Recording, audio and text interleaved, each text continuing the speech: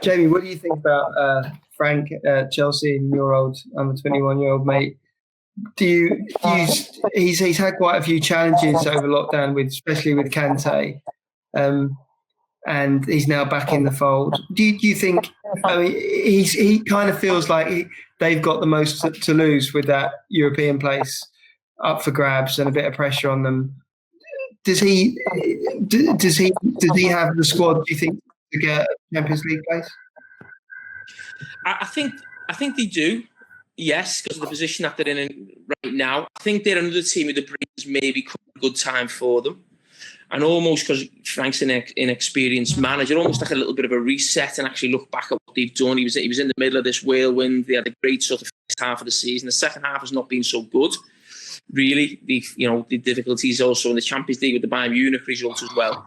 But I think he's had a really good season, all in all, considering his first season. But it's possibly on a knife edge, really. I think if they drop out the top four, or they miss out the Champions League, people will say it wasn't a great season, and if they do, they'll say it's a great season. So it's sort of really on a knife edge for them at this moment, really. But I think the break will have come at a good time. As I said, I think it gives Frank a chance to really look back on the season, what they've done right, and almost get the heads and get a level head throughout the club, or certainly within the coaching staff, because even the coaching staff is inexperienced as well. So, you know what? We've done all right here. We've done, just relax, get ready for these 9 games. If we make a really good start here, considering you look at Arsenal and the Tottenham Manchester United fixture, if Chelsea will get going in the first 2 or 3 fixtures and almost make themselves a little bit of a gap there, it just gives them that confidence to go and finish the job off. But it does feel like it's on a knife edge, really. And it's funny because, in most people's heads, Sarri didn't do a good job. I think Sarri did a good job, to be honest. But I think he's got 10 or 11 points more than Frank at this stage. I actually read that to me this morning. It's one of those things that sticks out and surprises you, really. And it just shows you how important now it is for support to be behind a manager and back a manager. If they don't back a manager or support or believe in a manager is possibly the right word from the very start, no matter what happens, the loser.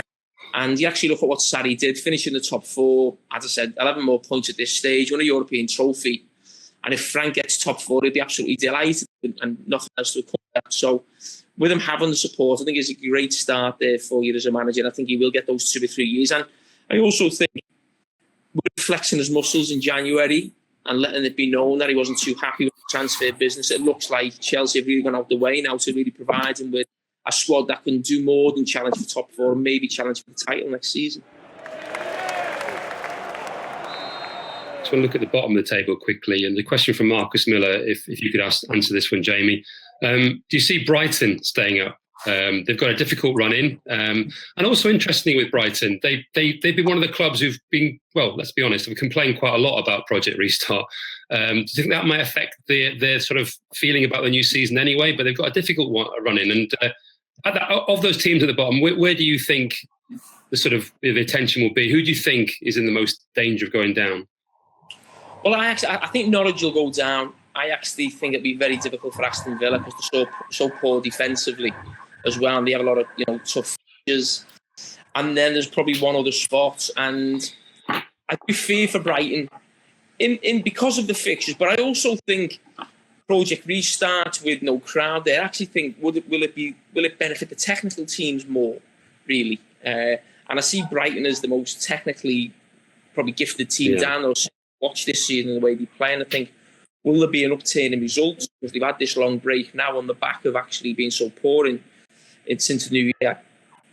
But the fixtures scare me for them, and they come so quickly now. So before within the next 4 games, they could be in the bottom 3 because what the bottom 3 is now, we know through experience that will chop and change as we get to the last game of the season, and Brighton could be in there the next 3 or 4 weeks because of the fixtures that they have. I do hope they stay up because I've been really impressed with how they play, what Graham Potter's tried to do, really. And they've gone from one extreme to the other, if you like, and it'll only be deemed successful if they stay up. But I feel for them getting dragged into that bottom 3. But I do feel when they play teams in and around them towards the end of the season, if they keep playing the way they're playing and produce that level of performance, I think they could get results off teams who they're in and around. So they've certainly looked a lot far better than a lot of teams I've seen near the bottom of the league this season. Sam, do you think there's any teams at the bottom who particularly will have benefited from this break? Actually, teams who were it was all going wrong for before we stopped, and teams that you think, well, actually, this is a break that might have helped them regroup and regather. Yeah, well, I think you'd have to say Bournemouth, wouldn't you? I mean, and then it turns out that Ryan Fraser is not going to play, so. I think you're looking at me, Jace, like I've got that wrong. Have I got that wrong? No, it's fine. I'm trying to read a question on the screen. You had me worried, didn't I? So I expect. I mean, it was going. It was a tough time for them. I agree with Jamie that I've heard this theory that teams that want to pass the ball out from the back and try and build the play, when you're doing it in front of a full crowd, especially if it's quite a young team. You get that sort of gasp and that shudder from your own fans when the ball's going from the centre half to the fullback and back again. And I just wonder if those empty stadiums might help those teams that are not quite so reliant on blood and thunder approach. And I think that will be another fascinating aspect of not having the crowd anxiety. If you that collective anxiety that you sometimes get when a team is passing out from the back. Jamie, speaking of people in football, sometimes they talk about some players being amazing in training, fantastic. They're technically the best player in training. They're so impressive. They're scoring goals from halfway, but they can't do it in a match, especially with a crowd there. In your experience in the game, don't have to name any players, but you can if you want. Was there anyone who was like that you played with that you thought, why can't you do what you're doing in training when you're actually on the pitch? Yeah, there's plenty like that. I mean, they were always called Monday to Friday players at Melwood. And I tell you, there is one player who I go back to when I was a kid, and you might remember he played for QPR. His name was Nigel Quasi. Now, I was training for the first time when I was 15 or 16, and we were at the national school. And he was inside of the national school. He came in to join the England squad under 16s.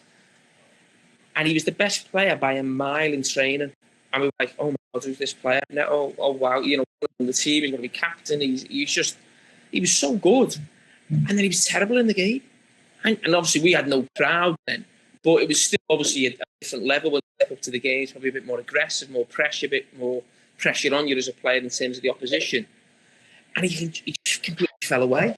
And it stuck in my mind about someone training and then playing. He's always the one player who's stuck in my mind. I mean, you can have players the other way as well. I mean, Didier Mann was failing. He wasn't a great trainer, but he's always producing the big games on the biggest stage type of thing. So you can have it, the flip side of that as well. But there's no doubt there's certain players who excel in training a lot more than they do in big games. And a lot of that is having the character to go out and play. And that's a big thing in football, having the character and the personality to go out and play in front of all these thousands of people. But don't forget, there'll still be an element in that there, that the viewing figures will be in the millions now because everyone's so desperate to watch football. So if you think they're going to get away with a mistake, just go on your phone and your Twitter feed after the game if you think there's no one there giving you a bit of stick in the crowd. It'll probably be tenfold now because it feels like the whole country's waiting for football to come back.